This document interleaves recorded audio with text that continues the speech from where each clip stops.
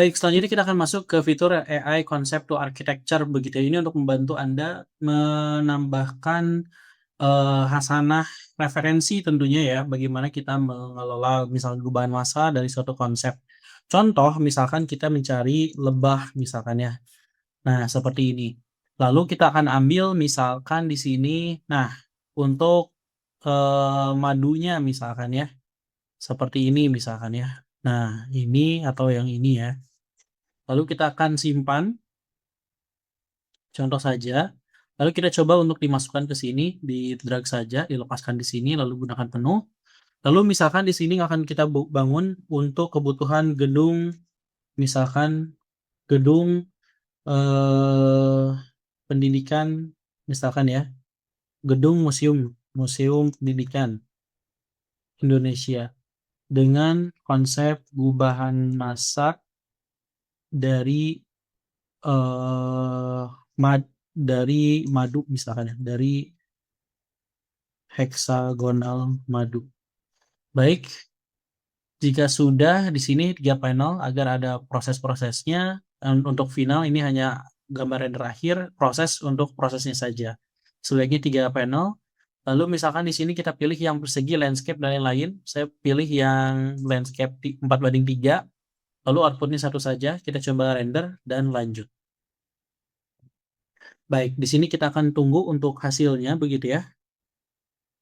Oke, baik.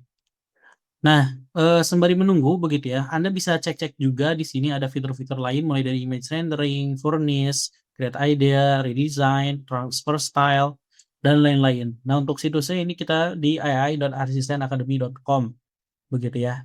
Anda bisa rendering dari gambar, dari SketchUp misalkan ya, di screenshot, lalu hasilnya menjadi lebih realistik begitu ya, seperti ini begitu ya.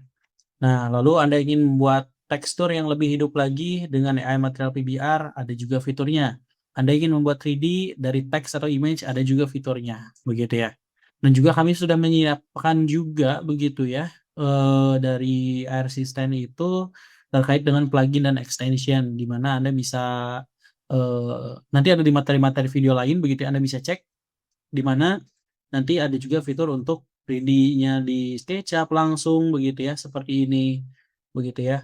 Lalu untuk, rendering-rendering bisa juga di SketchUp-nya langsung.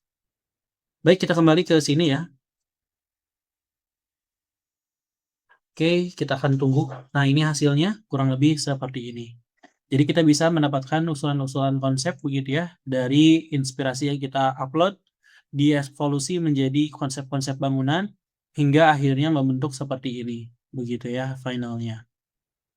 Oke, semoga bisa bermanfaat. Tentunya ini hanya salah satu dari sekian banyak ya. Anda jika dalam satu, apa namanya, input begitu ya, lalu diminta 4 output, maka akan diberikan 4 referensi lainnya.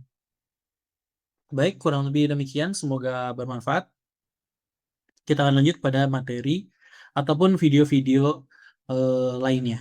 Terima kasih.